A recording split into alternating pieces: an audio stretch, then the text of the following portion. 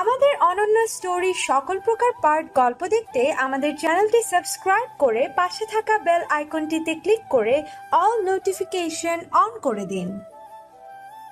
রিমির বাসায় ফিরতে রাত হয়ে গেল। রাত বলতে 12টার একটু উপরে। ঢাকার মতো ব্যস্ত শহরে এটা তেমন রাত না, তবে ভদ্র বাড়ি ভদ্র মেয়েদের জন্য অবশ্যই বেশ রাত। তবে যে পেশায় সে ঢুকেছে, ভদ্র বাড়ির হোক আর অভদ্র বাড়ির হোক, এই পেশার অর্ধেক কাজ কারবারই রাতে, মানে যখন প্রয়োজন পড়ে আর কি। তার মধ্যে নতুন জয়েন, সবার মন রেখে চলতে হয়।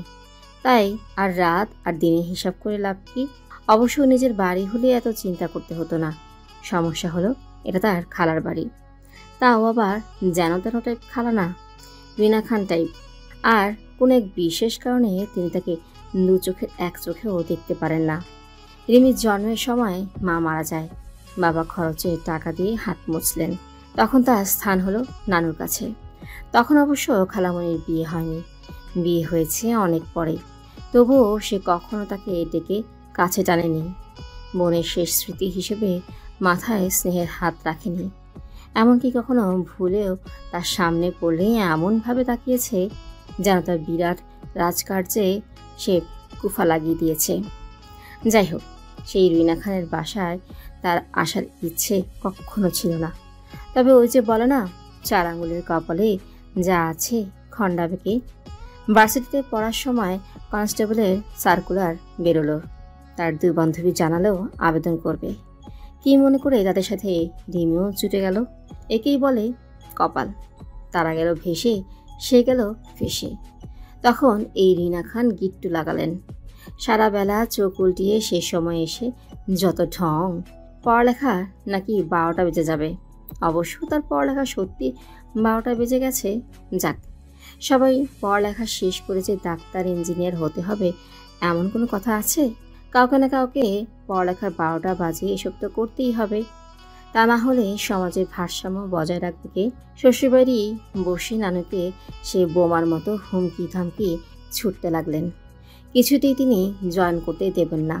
তার হুমকি ধামকি গনায় ধরে কে? রিমি বুড়ো আঙ্গুল দেখিয়ে ট্রেনিংয়ে চলে গেল। গাল ভেঙে চামড়া শুকিয়ে শুটকি হয়ে জানতে পারল তার পোস্টিং পড়েছে এখানে। খালু বৃহত্তম ঢাকার এক কোনার সাইডে বাসিন্দা, আর তারা রংপুরের। খালাখালুর বিয়ে পিওর অ্যারেঞ্জড ম্যারেজ। খালুর 2 সম্পর্কে এক আত্মীয় ছিল রংপুরে।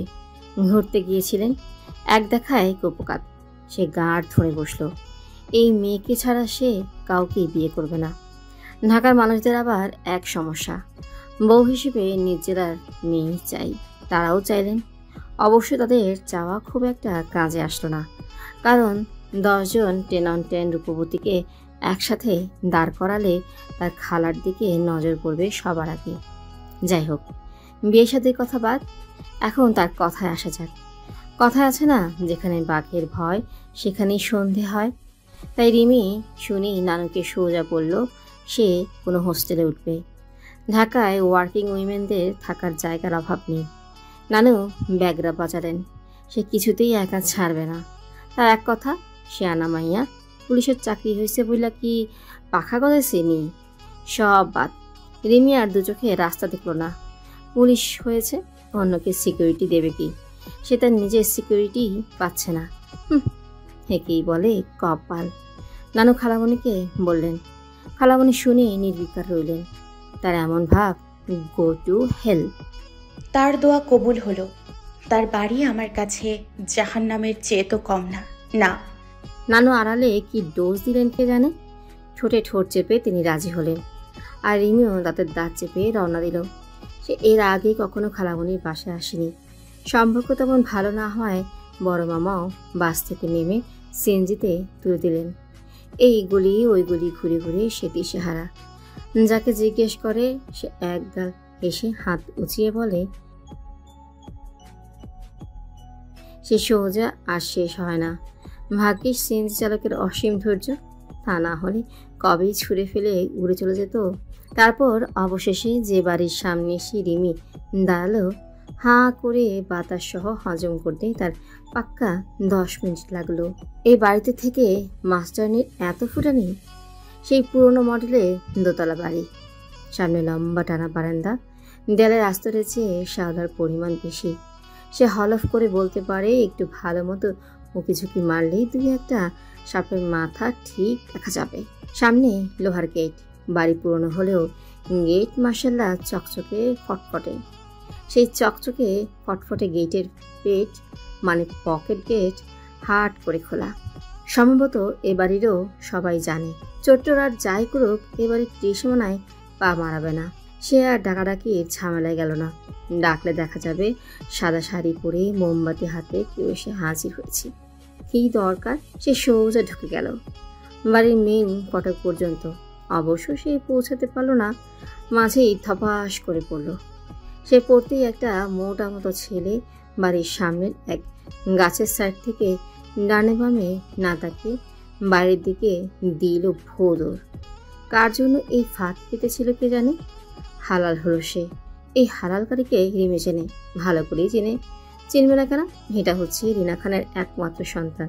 দেখতে আলাভোলা মাসুম টাইপ মনে হলেও দুনিয়ায় শয়তানি বুদ্ধি এর মাথায় ঘোরে।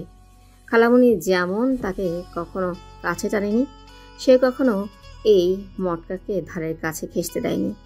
তার আবার এক নীতি, প্যার দো প্যার লো, দেবেও না পাবেও না, আর সেটা যেই হোক। অবশ্য খালামণি বিয়ের পরে খুব একটা বাপের বাড়ি যায়ও নি না, বাবার বাড়ি থেকে কেউ খুব একটা এখানে এসেছে। শুধু নানা বেঁচে থাকতে কিছুদিন পর পর আসতেন, আর যখন ফিরে যেতেন তার মন থাকতো খুব ভার। সে কোকাতে কোকাতে ভালো করে ফ্লোরের দিকে তাকালো। তেল ফেলা সাদা মোজাইক, খেয়াল না করলে বোঝার উপায়ই নেই এই বাদরামি যে এই মোটা বাদরি করেছে তাতে কোনো সন্দেহ নেই। মা রিনা খান খোলা হয়েছে টিপসল। সে উঠতে চাইল, তার কোমর শেষ। কুফামার্কা বাড়ি, নিজের নানির পেটের আপন মার বোন, তার কাছেই সে কিছু আশা করে না। আর এখানে এই ইট পাথরের থু, এই দুনিয়ায় সব কিছুর উপরেই রিমির থু। সে উঠতে উঠতে এক মহিলা হায় হায় করতে করতে দৌড়ে এলো। তখন না জানলেও এখন জানে কে সে। হাসি খালা। তার নামে হাসি থাকলেও তার মুখে হাসির লেশও দেখা যায় না। কথা বললে মনে হয় সবার উপর বিরক্ত। এই বাসার মতো সেও পুরনো। এই বাসায় ঢুকেছে যে ঢুকেছে, বের হওয়ার আর মনে হয় রাস্তা পায় নাই। হাসিখালা তাকে টেনে হেঁচড়ে উঠালো। বাঁকা কোমর নিয়ে রিমি কোকাতে কোকাতে খালামণির রুম পর্যন্ত গেল। এত কষ্ট করে আসা রিমির মনে হলো সার্থক। পটের বিবি সেজে বসে আছে। মানুষের বয়স বাড়ে, রূপের ঘাটতি হয়। রিমির খালা মানে আয়েশা আফরোজের ক্ষেত্রে হয়েছে উল্টো। দিন যাচ্ছে এই রূপও বাড়ছে।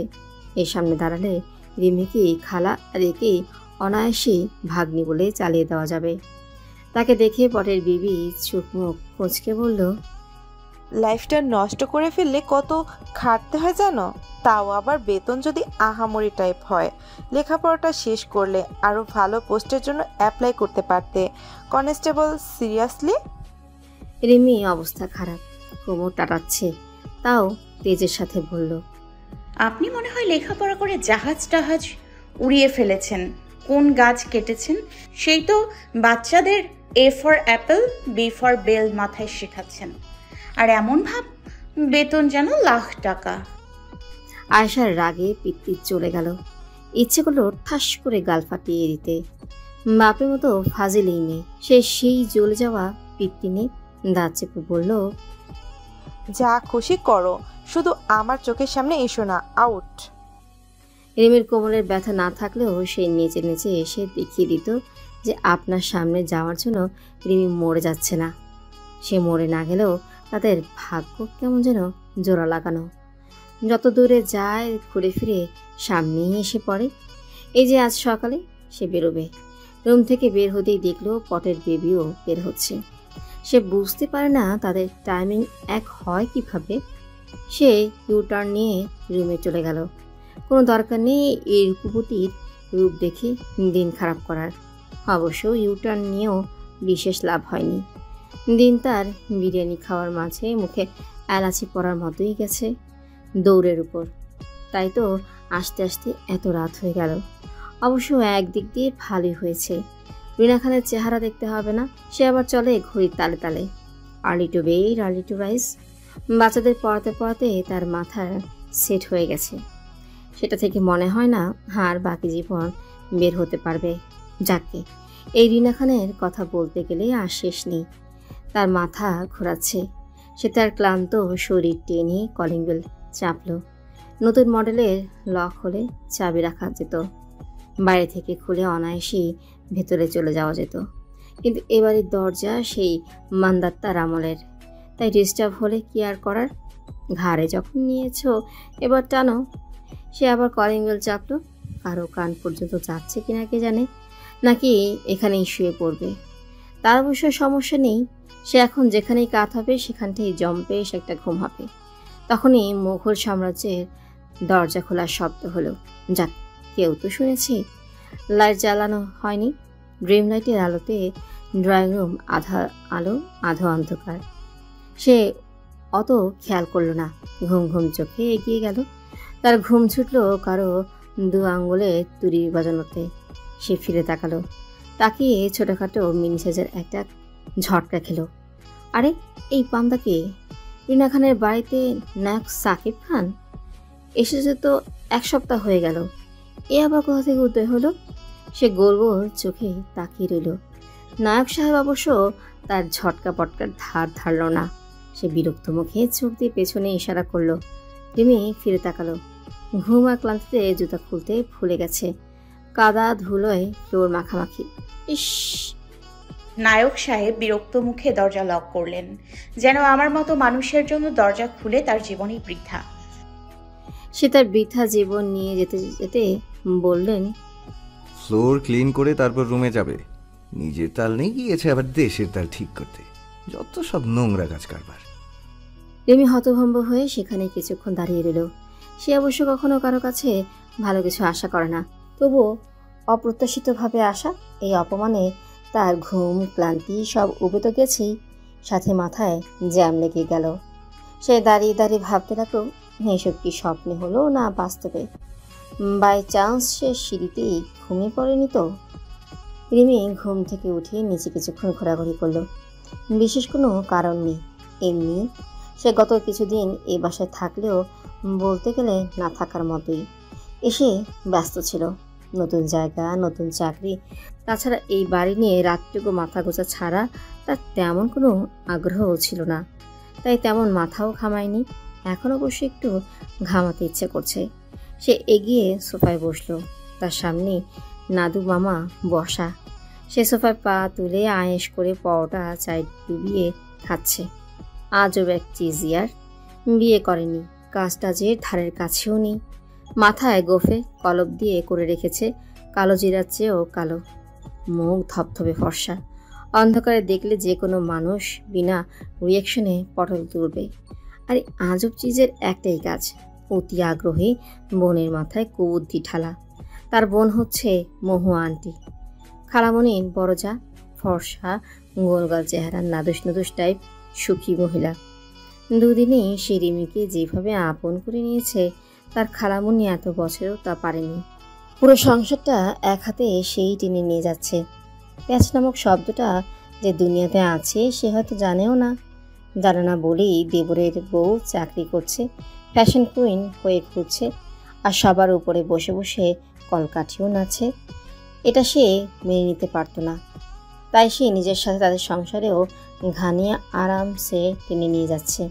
এমনকি খালামণির ছেলে আয়াসকেও বলতে গেলে সেই কোলেপিঠি করে বড় করেছে।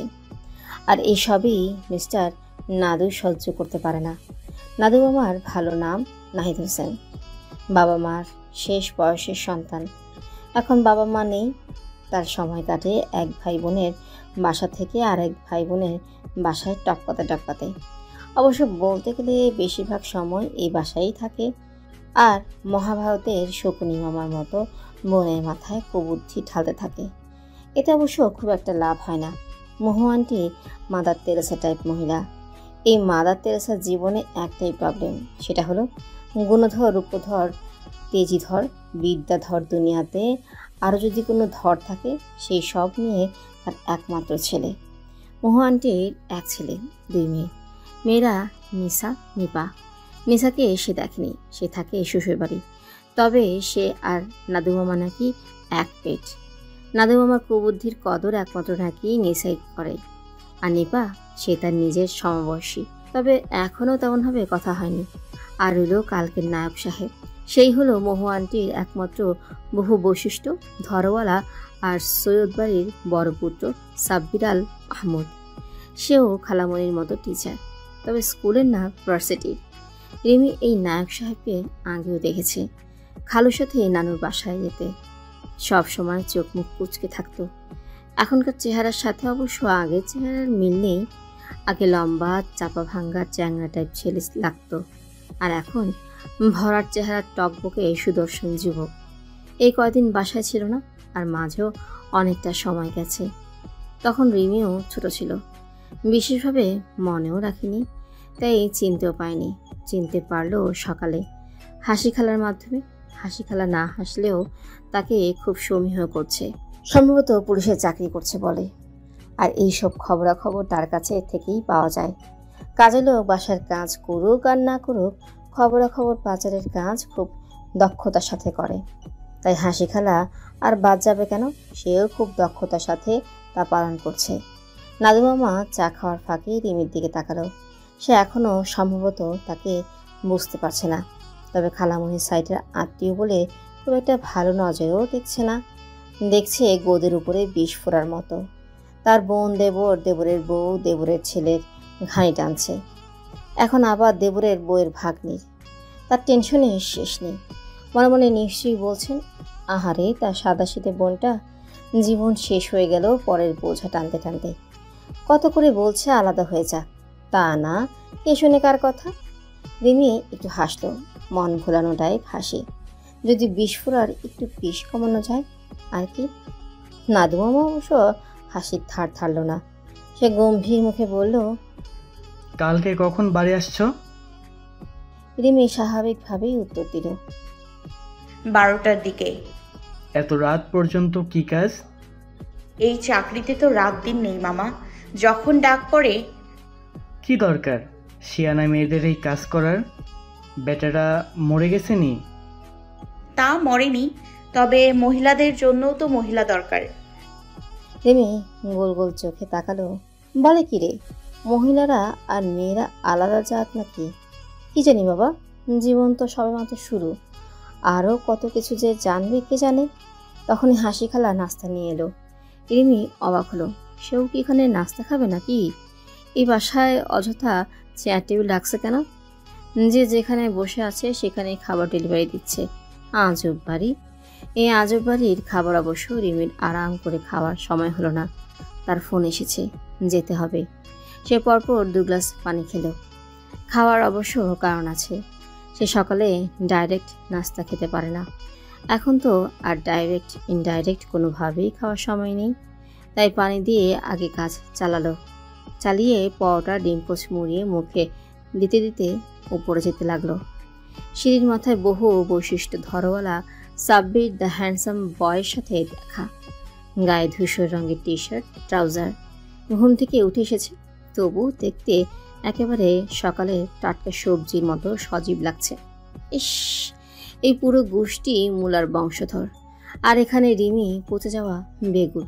দূর। সাব্বির দ্য হ্যান্ডসাম বয়ও তার দিকে একবার তাকালো। তার হেঁটে হেঁটে নাস্তা খাওয়া মনে হয় না খুব একটা পছন্দ হলো, তবে কিছু বলল না। চোখে মুখে বিরক্ত নিয়ে সাইড কেটে চলে গেল। যাক, তাও ভালো। রিমি তো ভেবেছে এক্ষুনি বলবে, খাবার টাবারের লেহাজ নেই, গেছে দেশের সেবা করতে যত সব হাবাদের দল। বলেই রিমি মনে মনে হাসলো। আহারে বেচারার সকালটাই মনে হয় নষ্ট হয়ে গেল।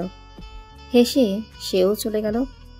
আস্তে আস্তে গুনগুন করে গাইল, पहले नजर में ऐसा जादू कर दिया, तेरा मन बैठा मेरा जिया। রিমি আশেপাশে দেখতে দেখতে একটু এগলো। সে একটা বিপদে পড়েছে। যেন তেন টাইপ বিপদ না, বিরাট টাইপ বিপদ। এই বিপদের উপরে আর কোনো মা বাপই নেই। সে টুকটুক করে এগুলো, দোকানপাট সব বন্ধ, রাস্তাঘাট একেবারে নীরব। কিছুক্ষণ আগে এখানে গন্ডগোল হয়েছে, ভার্সিটির এলাকা, দুপক্ষের সংঘর্ষ। এগুলো অবশ্য কিচ্ছু না, এসব তো আজকাল ডাল ভাত। পড়ালেখায় করুক আর না করুক, ভার্সিটিতে উঠবে আর একটু গন্ডগোল করবে না, তা হয় নাকি? যে যত গন্ডগোল করবে তার ভবিষ্যৎ তত উন্নত। আজকে যারা পিস্তল দা নিয়ে দৌড়াচ্ছে, কালকে আবার ভদ্র ছেলের মতো গিয়ে ক্লাস করবে। আবার একসময় এরাই এসব গন্ডগোল নিয়ে বিশাল বিশাল লেকচার দিবে। আগামী ভবিষ্যৎ প্রজন্মকে মন প্রাণ উজাড় করে উৎসাহ প্রদান করবে। আর এই সব উৎসাহ প্রদানকারীদের জন্যই আজ এখানে তাদের ডিউটি পড়েছে। কতক্ষণ থাকতে হবে কে জানে। এটা অবশ্য কোনো সমস্যা না, সমস্যা হলো তার পেয়েছে। ভোরে ভোরে 2 গ্লাস পানি খাওয়ার ফল। দুজন বড় অফিসার তাদের সাথে, এখন কি আর এসব বলা যায়? বললেই খাবে ধমক। গোলাগুলি হয়েছে, হতাহত অবশ্য কেউ হয়নি, তবে আতঙ্ক বিরাজ করছে। তাই সে আরেকজন মহিলা কনস্টেবলকে বলেই একটু সাইড এসেছে, যদি আশেপাশে পাবলিক টয়লেট পাওয়া যায় আর কি। দূর, মেয়ে হয়ে দুনিয়ার জ্বালা। ছেলেদেরই ভালো, একটু চিপা চাপা পেলেই কাম খালাস। সে একটু এগুতে এগুতে অন্য সাইডে আসলো। এটা মার্কেটের পেছন সাইড। এক সাইডে ময়লার স্তূপ, অন্য সাইডে দুনিয়ার হাবিজাবি রাখা। সে ফিরে যেতে নিল, তখনই তার চোখ পড়ল কাঙ্ক্ষিত এক দরজার উপরে। আহ, এত খুশি যে জীবনে কবে হয়েছে তার মনে পড়ছে না। সে এগিয়ে গেল, দরজা হাত রাখতেই সে জমে গেল। দরজা খোলার চেষ্টা করবে না, করলে মাথা আর মাথার জায়গায় থাকবে না। রিমি নতুন জয়েন, এখনো অত পাকা হয়নি। সে ভয়ই পেল, তবে বুঝতে দিল না। ঢোক গিলে বলল, এই মার্কেটের সামনেই আমাদের পুলিশ ফোর্স, মেরে পার পাবে। লোকটা হাসলো। রিমি শুধু বুঝলো, সে অবশ্য চেহারা দেখতে পারছে না। লোকটা পেছন থেকে তার গলায় ছুরি ধরেছে। লোকটা একটু ঝুঁকে বলল, পার পাই আর না পাই, আপনি তো শেষ। আমাকে শেষ করে লাভ কি? তা ঠিক, কোনো লাভ নেই। তো মিস রিমি।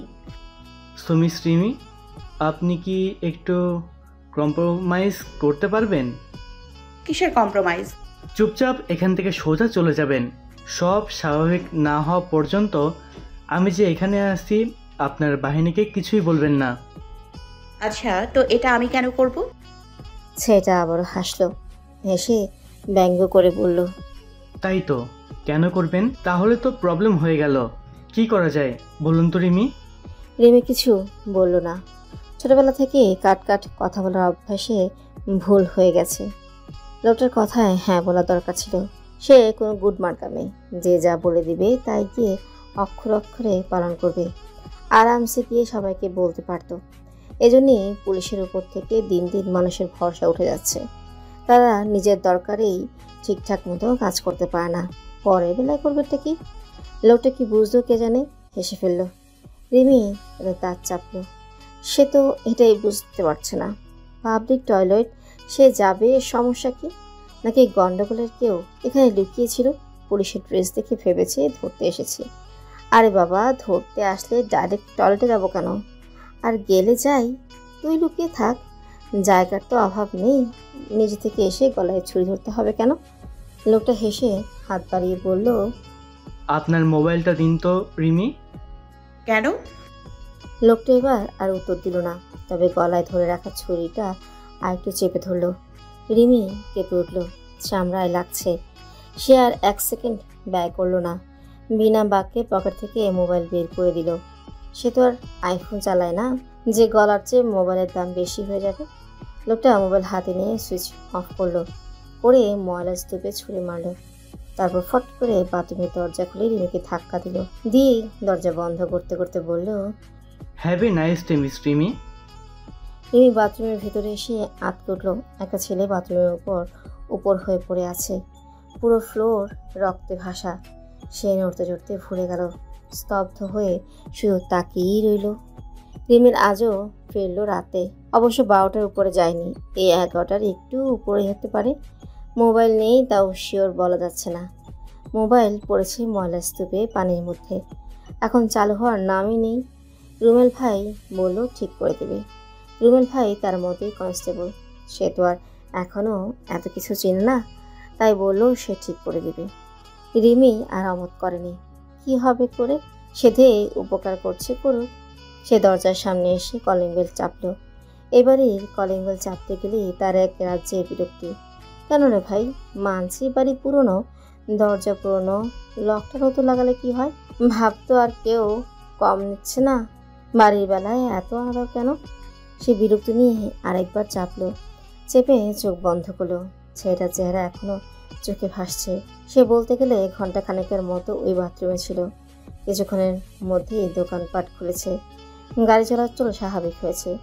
15-20 জনের টিম ছিল, কেউ ভাবে খেয়াল করেনি। সবাই ভেবেছে আশেপাশেই আছি, পরে গিয়ে খেয়াল করেছে সে নেই, মোবাইলও বন্ধ। যে কনস্টেবলকে বলে এসেছিল তার কথা মতো খুঁজতে খুঁজতে ওখানে গেছে। তাদের শব্দ পেয়েই সে দরজায় শব্দ করতেই তারা দৌড়ে এসেছে।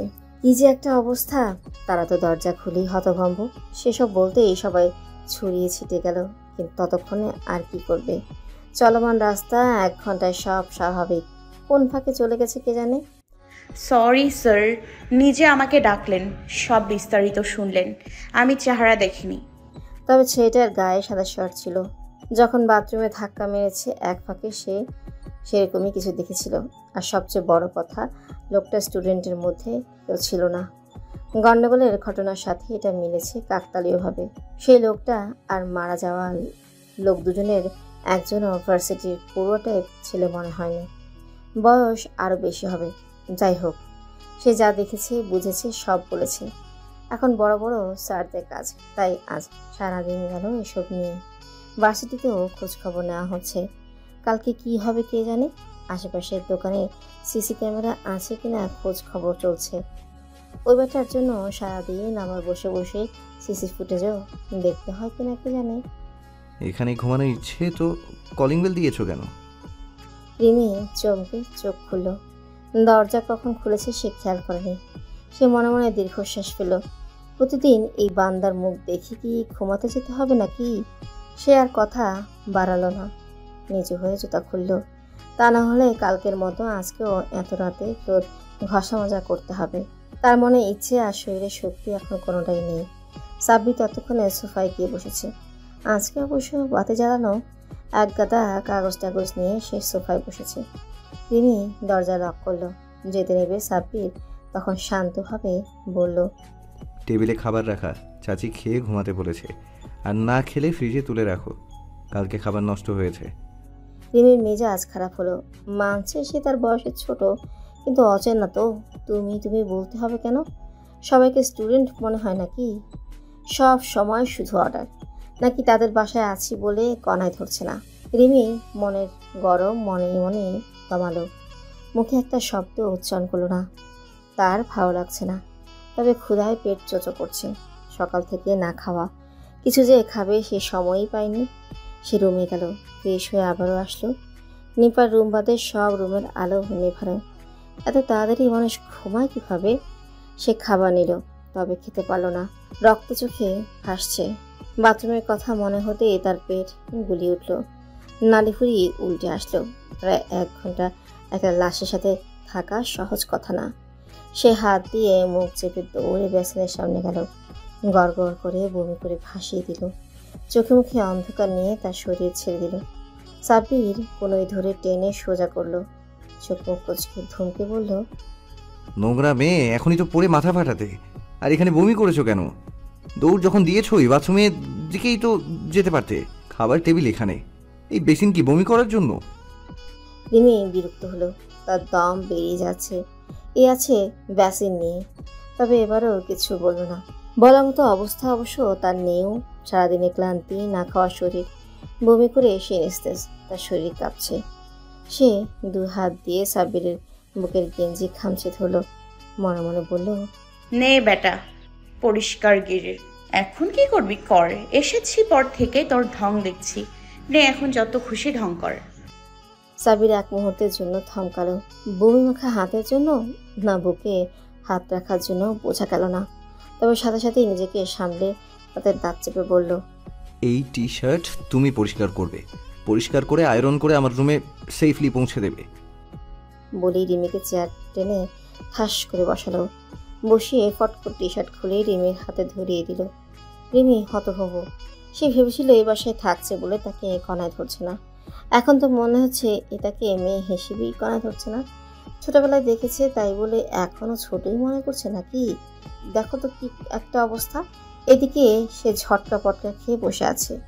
সেই ঝটকা পটকায় রেশ ধরেই সে বড় বড় চোখ করে তাকিয়ে দিল। তার নিস্তেজ কাঁপাকাঁপি সব সাথেই থেমে গেল। সে শুধু তাকিয়ে তাকিয়ে দেখতে থাকলো।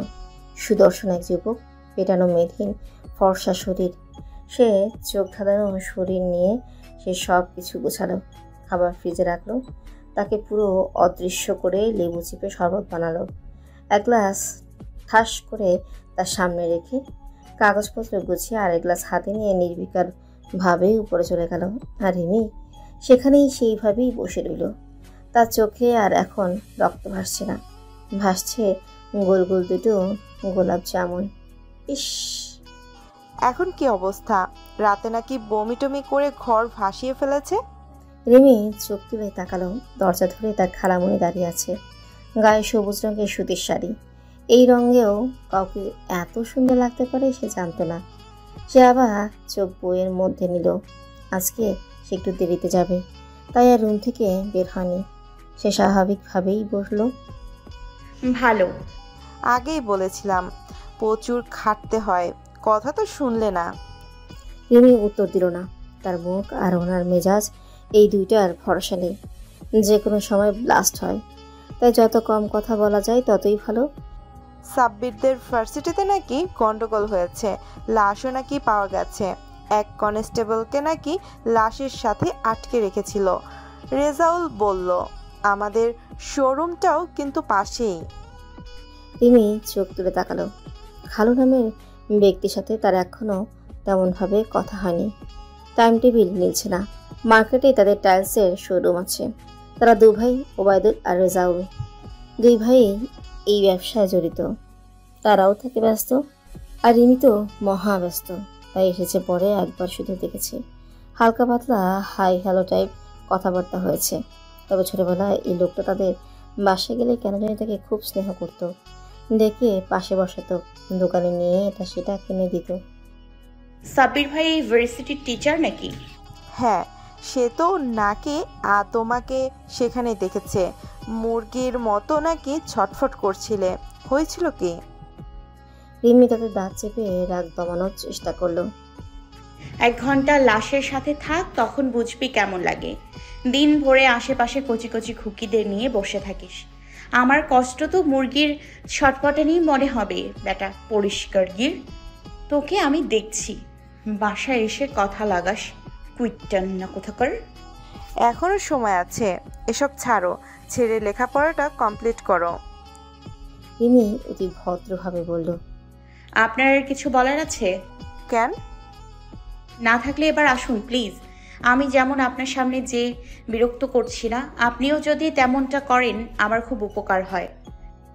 আসার আগে ফুসলো, বলল, এটা আমার বাড়ি, আমি কোথায় যাব না যাব সেটা তুমি বলবে না।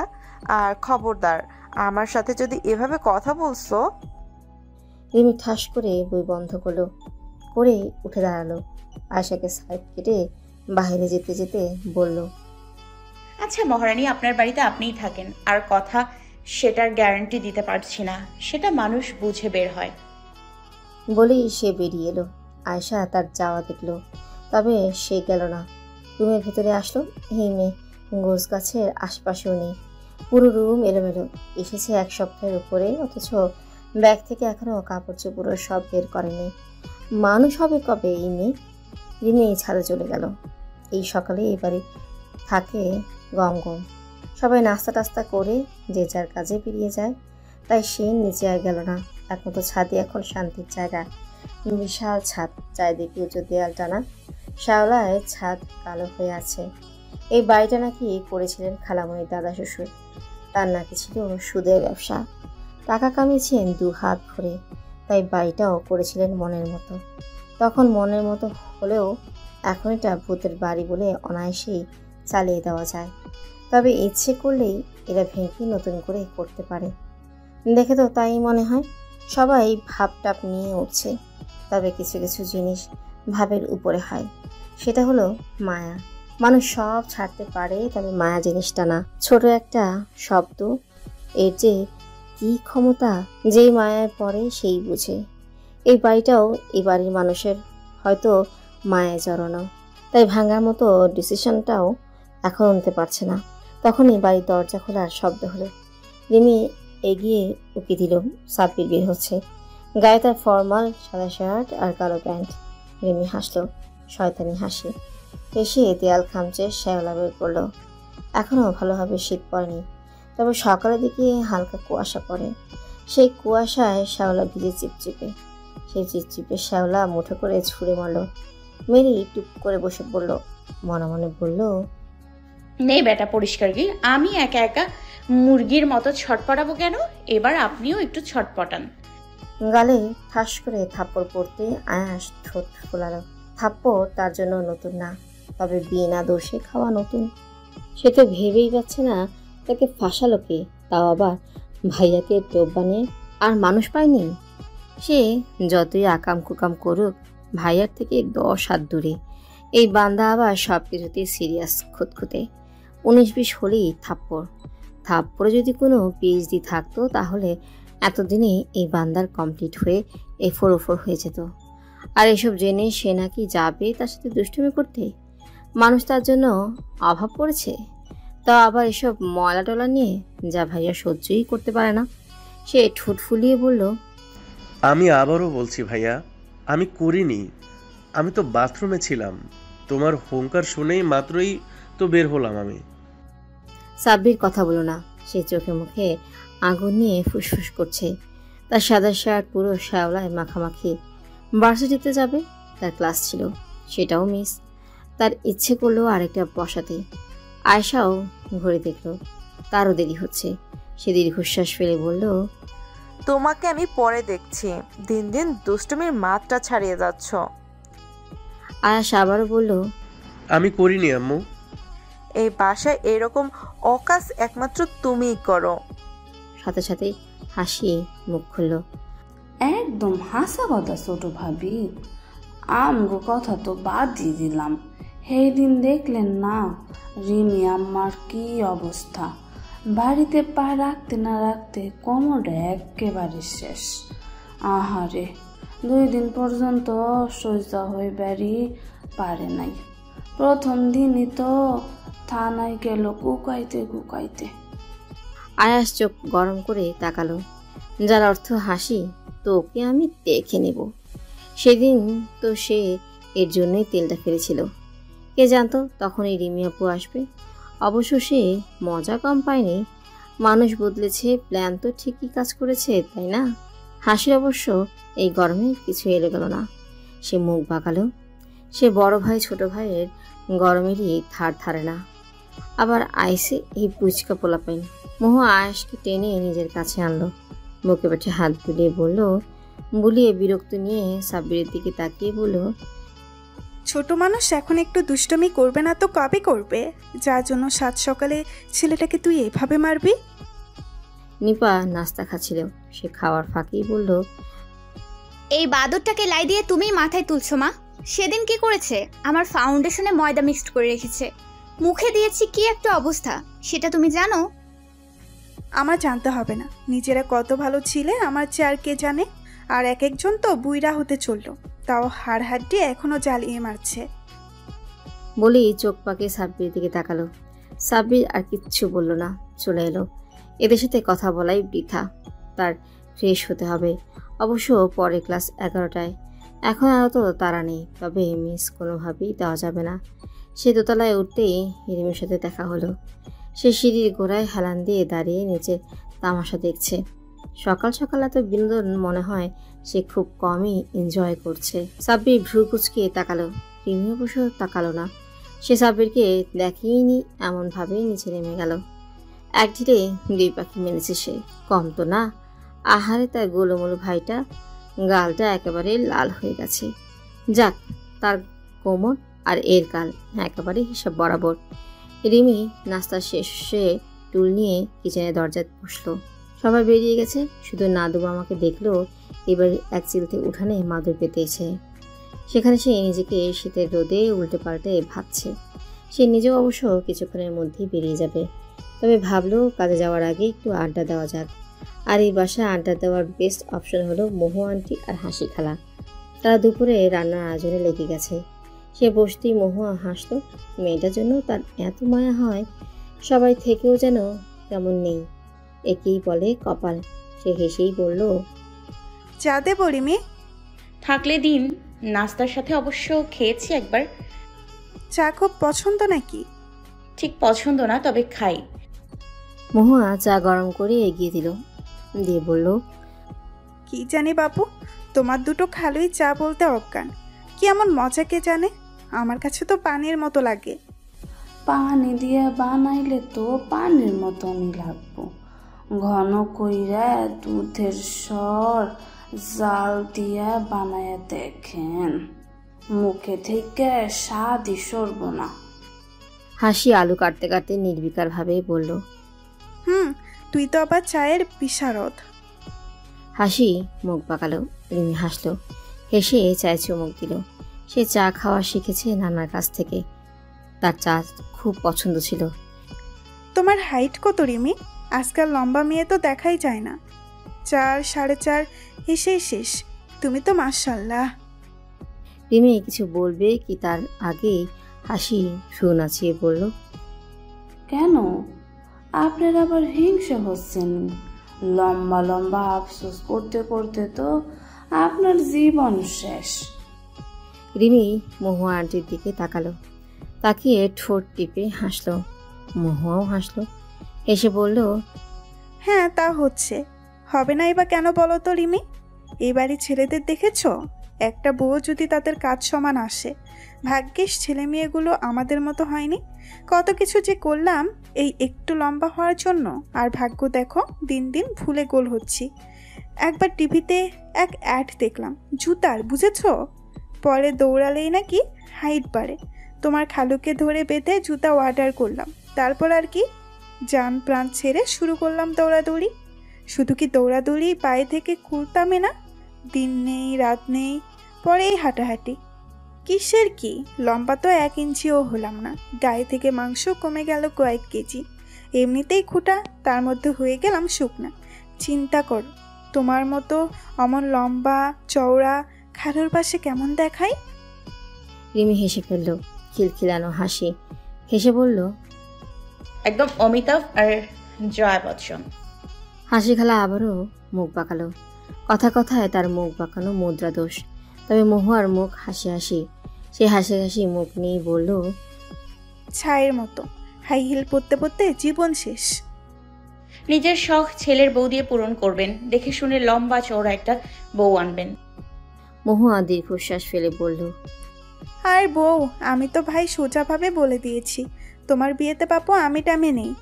বিয়ে করার ইচ্ছে হলে নিচে গিয়ে করো। রিমি অবাক হলো, তবে তার মুখ হাসি হাসি। হাসি নিয়ে বলল, ও মা, কেন? আরে মা, সকলে কি যে আপদ পেটে ধরেছি তা তো তুমি জানো না। জীবন আমার তেজপাতা, সব কিছুতে খুঁটাখুটি। এটা এমন কেন, ওটা এভাবে কেন, ওর জ্বালাই আমি ঘরের চুলোই খুলি না। মাথা আশ্রায় সাথে কি, বাড়ির আর কারো খাবারে কিচ্ছু পাবে না। সে হাত দিলেই চুল এটা সেটা। আল্লাহ চোখ তো দেয় না, দিছে অনুবীক্ষণ যন্ত্র। সে যন্ত্রণায় শুধু আমি না, বাড়ির সবাই অতিষ্ঠ। এত যন্ত্রণা কি পরের মেয়ে সহ্য করবে? বিয়ের পরের দিনে মেয়ে ডিভোর্সের জন্য লাফাবে, আর আজকালকার যে মেয়ে 19-20 হলেই কেস খাইয়ে দেয়। তাই আমি ভাই আগেই হাত ধুয়ে ফেলেছি, অন্তত এটা বলে রেহাই পাবো যে নিজের ইচ্ছায় এসেছো, যা খুশি করো। রিমি অনেক কষ্টে হাসি থামালো। সে ভেবেছে তাকে দেখি হয়তো এমন করছে, এখন তো দেখি অন্য কাহিনী। রিমি আর বসলো না, উঠে দাঁড়ালো।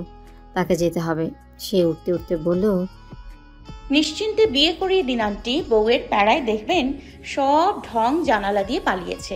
তখন খাবারে চুল কেন, অন্য কিছু পেলে সোনা মুখ করে খেয়ে চুপচাপ উঠে যাবে।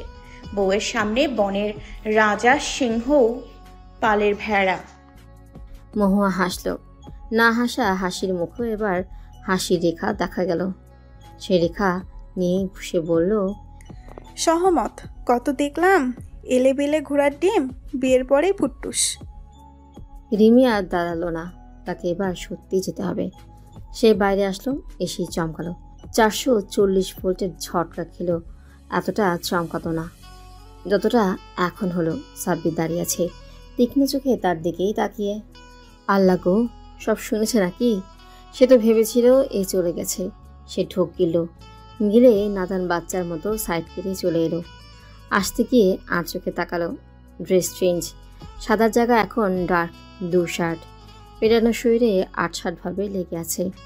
উপরের দুটো বোতাম খোলা, ফর্সা বুক উকিঝুঁকি মারছে। আগুন! সাথে সাথে এই রিমি নিজেকে নিজে মনে মনে শাসালো। ছি ছি ছি, সে তো জানতোই না তার নজর এত খারাপ। কীভাবে খুঁটিয়ে খুঁটিয়ে পথ নজরে দেখছে। আল্লাহ গো, রক্ষা করো এই পাপী বান্দাকে, এই পাপ থেকে রক্ষা করো।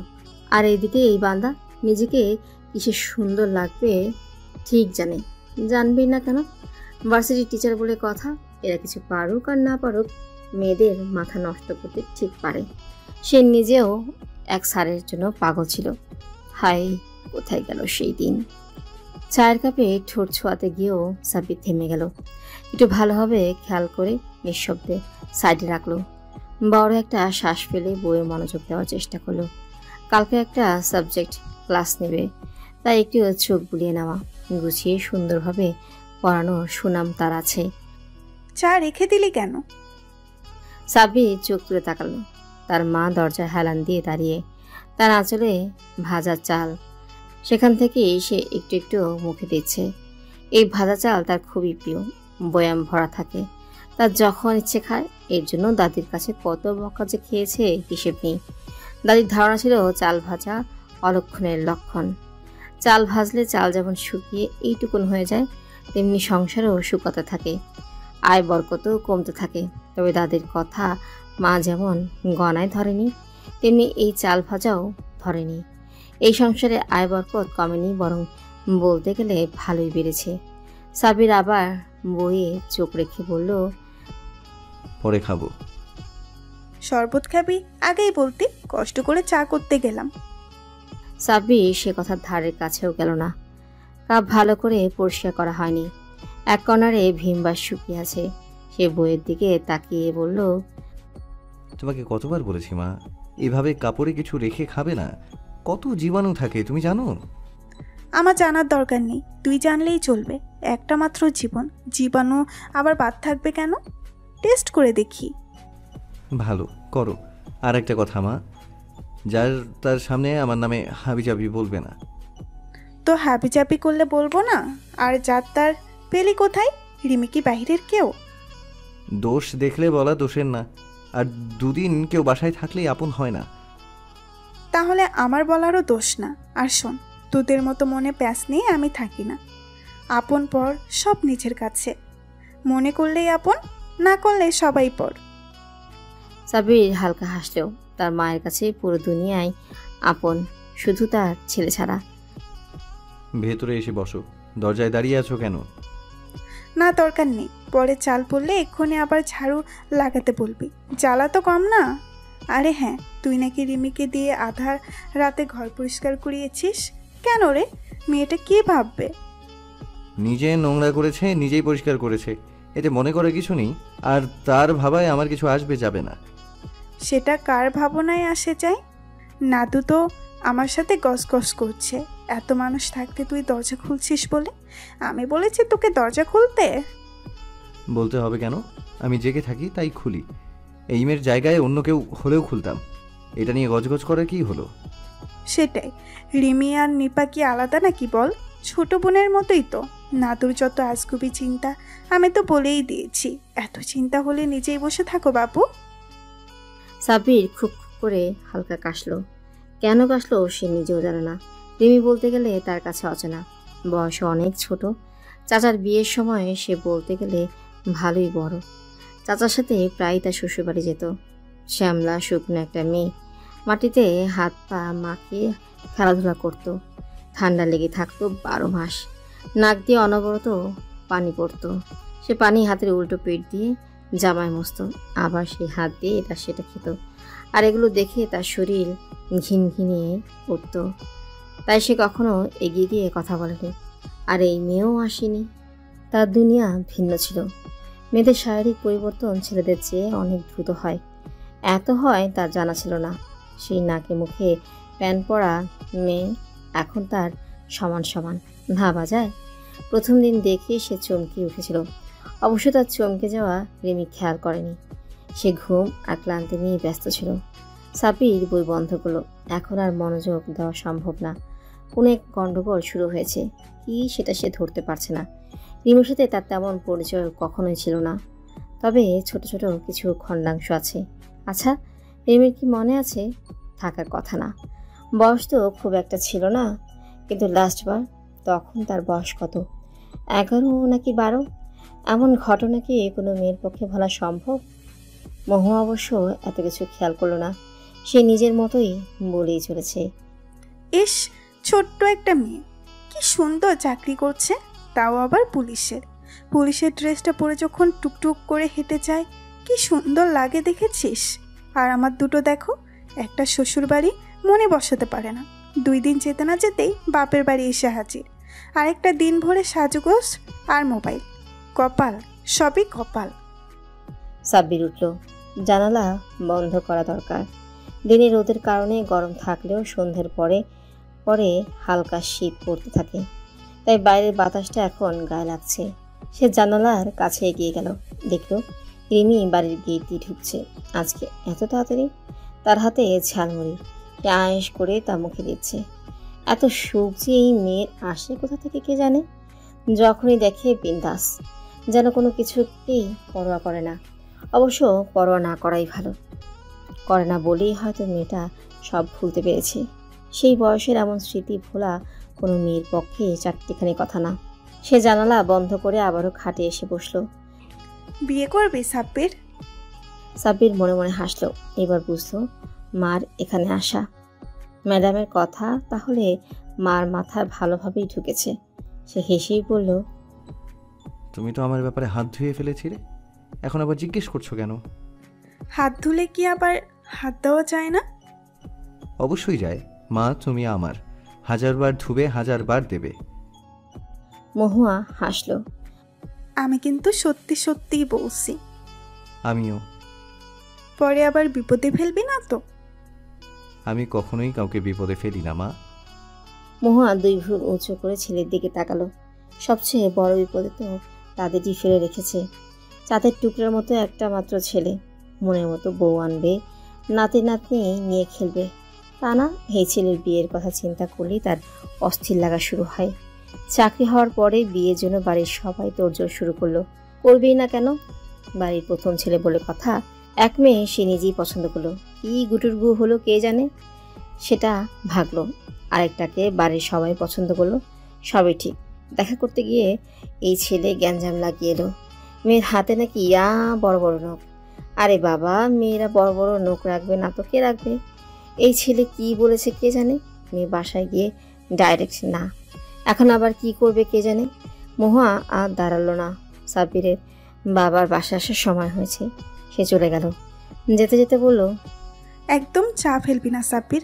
যদি ফেলেছিস আমি আর তোকে জীবনেও চা বানিয়ে দেব না। সাব্বির আবার হাসলো। হেসে বইয়ে আবার মনোযোগ দেওয়ার চেষ্টা করলো, কিন্তু হাজার চেষ্টা করেও কেন জানি আর সে মনোযোগ দিতেই পারল না। রিমি ফ্রেশ হয়ে নিচে নামলো। এই সময় এই বাসায় থাকা তার প্রথম।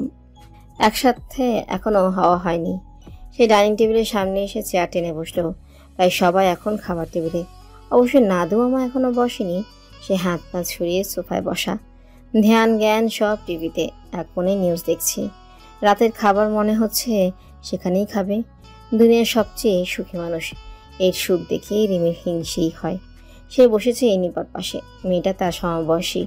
সময়ের অভাবে এখনো তেমনভাবে ভাব হয়ে ওঠেনি। তবে মেয়েটা ভালো। কিছু কিছু মানুষ আছে না, দেখলেই মাই ডিয়ার টাইপ মনে হয়। নিপাও তাই। মায়ের কিছুটা দিক সে পেয়েছে, তাই তো সে বসতেই তার দিকে তাকিয়ে মিষ্টি করে হাসলো। মহুয়া আন্টি খালামণি সবাইকে এটা সেটা এগিয়ে দিচ্ছে। সে বসতেই খালামণি তাকেও দিল। তার ভ্রু কুচকে আছে। সে 100% গ্যারান্টি দিয়ে বলতে পারে এই ভ্রুর অত্যাচার একমাত্র তার জন্যই। তার ভ্রু আবার কেমন জানি চ্যাপ্টা পদের, কুচকাতে চাইলেও কুচকে না, বরং পুরো মুখ কুচকে যায়। তখন তাকে দেখতে লাগে পেঁচার মতো। এমনিতেই কালো, তার মধ্যে আবার পেঁচামুখী হলে তো সমস্যা। তা নাহলে সেও দেখিয়ে দিত কুচকানি কাকে বলে। সে ভ্রু কুচকাতে না পারলেও মুখ ফেরালো। কি দরকার দেখার? তখনই সাব্বির আসলো, কিছুক্ষণ দাঁড়ালো, আর তারপর চুপচাপ তার বিপরীত সাইডে একটা চেয়ার টেনে বসলো। কেন দাঁড়ালো রিমি বুঝতে পারল না। তার আরেক পাশে মোটকা বাঁদর বসা। তাকে ইশারায় জিজ্ঞেস করলো, ব্যাপার কি? আয়াস অবশ্য ইশারায় ধারে কাছে গেল না। সে নিচে গিয়ে গলা ফাটিয়ে পড়ল, তুমি ভাইয়ার চেয়ারে বসেছ, তার সব জিনিস আবার সিলগালা করা, চেয়ার, প্লেট, গ্লাস, এমনকি সে নিজেও। সেই সিলগালা জিনিস তুমি দখল করেছো।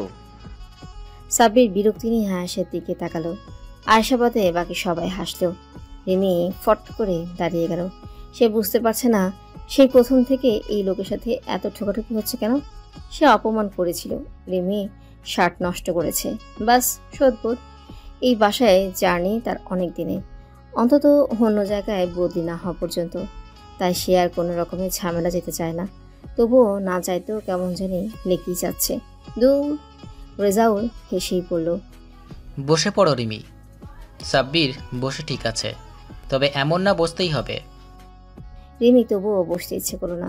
সে বসবে, এই লোক নির্ঘাত মনে মনে তার গোষ্ঠী উদ্ধার করবে। এই ডাইনিং টেবিল পুরোনো আমলের, বিশাল বড়। কি দরকার নিজের গোষ্ঠী এমন উদ্ধার করার? সে সরে বসতে চাইল। নিপা হাত ধরে টেনে বসালো। বসিয়ে হেসে ফিসফিস করে বলল, বসো তো, জীবন অতিষ্ঠ করে রেখেছে, এবার সেও একটু হোক। রিমি বসলো আর চোখে সাব্বিরের দিকে তাকালো। তার মধ্যে অবশ্য অতিষ্ঠ হওয়ার তেমন কোনো ভ্রুক্ষেপ দেখা গেল না। সে নিজের মতোই খাচ্ছে, সুন্দর গুছিয়ে পরিপাটিভাবে। বসেছ কেমন রাজকীয়ভাবে। ইস, খাবার খাওয়ারও যেন একটা আর্ট। আর এই আর্টের চক্করেই রিমি খাওয়ার ইচ্ছেই মরে গেল। সে নিজে খেলেও কম, বসে বসে আর চোখে দ্য মোস্ট হ্যান্ডসাম বয়ের খাওয়াই দেখলো বেশি। আর মনে মনে বলল, রিমি তুই তো শেষ, খতম, ফিনিশ। রিমি হাই তুলল। চুপচাপ বসে থাকলেই তার ঘুম আসে। এটা অবশ্য নতুন না, পুরনো অভ্যাস। সেই ছোটবেলা থেকে একটু চুপচাপ বসলেই ঘুম। এমন কত গেছে, ছোটবেলায় খেলতে খেলতে উঠানেই ঘুমিয়ে গেছে। সে ঘুম তাড়ানোর জন্য কফিতে চুমুক দিল, দিয়ে সাথে সাথে চোখ মুখ কচকে ফেলল। সে গরিব মানুষ, কফি টফিতে তার পোষে না। তার তো চাই ধোয়া ওঠা এক কাপ চা, ব্যাস শান্তি। সে আশেপাশে একবার চোখ বুলালো। সে বসে আছে ঢাকার নামি দামি শপিং মলের এক কফি হাউসে। কফি হাউসটা 3য় তলায়। সে বসেছে জানালার পাশে। এখান থেকে বাইরের ভেতরের পুরোটাই দেখা যায়। অবশ্য দেখার জন্যই সে বসে আছে। শুধু সে না, এই শপিং মলের প্রত্যেকটা ফ্লোরে তার মতো কনস্টেবল সহ অফিসারও আছে। আজকে থানায় যেতেই শুনল এক আসামি নাকি এই শপিং মলে আসার কথা, গোপন সূত্রে পাওয়া। সে প্রায় 1 বছর আগে এক মেয়েকে খুন করেছে। মেয়ের সাথে ছিল তার প্রেমের সম্পর্ক, ধোকা দিয়েছে, ব্যাস কাম খতম। মেয়ের বাবা আবার পয়সাওয়ালা, 2 হাতে টাকা ঢালছে। যে করেই হোক তার মেয়ের খুনিকে চাই। 1 বছর বেটা গা ঢাকা দিছে। আজকে শপিং মলে মরতে আসছে কেন কে জানে। সে থানায় যেতেই হাতে ছবি ধরিয়ে দিল। আর একটা টিম বানানো হলো। ব্যস্ত এলাকা, তার মধ্যে সিক্রেট মিশন, তাই সবাই যাবে সিভিল ড্রেসে। সে এসেছে শাড়ি পরে, জর্জেট প্রিন্ট শাড়ি, সাদার মধ্যে বেগুনি ফুল, ফুল স্লিভ ব্লাউজ। তার নিজের কোনো শাড়ি নেই। 1-2টা যাও ছিল রংপুরি রেখে চলে এসেছে। এই শাড়িটারিতেও তার পোষে না। শাড়ি মেকআপ তার কাছে আস্ত ঝামেলা। মেয়েলি হাব ভাবও কম, তাই কলেজে তাকে ডাকা হতো হাব বয় বলে। নতুন কিনবে সেই সময়ও নেই, তাই এটা আর্জেন্ট নিপার কাছ থেকে ধার করলো। ধার করতে গিয়ে তার মাথা ঘুরে গেছে। এই মেয়ে তো ঘরে কাপড়ের গোডাউন দিয়ে বসে আছে। সেই গোডাউন থেকে যেটা সামনে পেয়েছে নিয়ে এসেছে, তার সাথে মাথায় ঢিলেঢালা একটা খোপা। আর এই শাড়ি, খোপা, কফি নিয়ে সে এমনভাবে বসে আছে যে কারোর সাথে দেখা করতে এসেছে। বসে বসে অধীর আগ্রহে অপেক্ষা করছে। সে আবারও কফিতে চুমুক দিল, দিয়ে আবারও চোখ মুখ কুচকালো। কোন দুঃখে সে এই বিষ অর্ডার করেছে? টাকা নষ্ট। দূর। First time? রিমি চমকে উঠল, চমকে চোখ তুলে তাকালো। লম্বা চওড়া কালো মতো একটা লোক, কালো বলতে বেশ কালো, তবে চেহারায় মায়া একটা ভাব আছে। বিনয়ী হেসে দাঁড়িয়ে আছে। আমি কি এখানে বসতে পারি?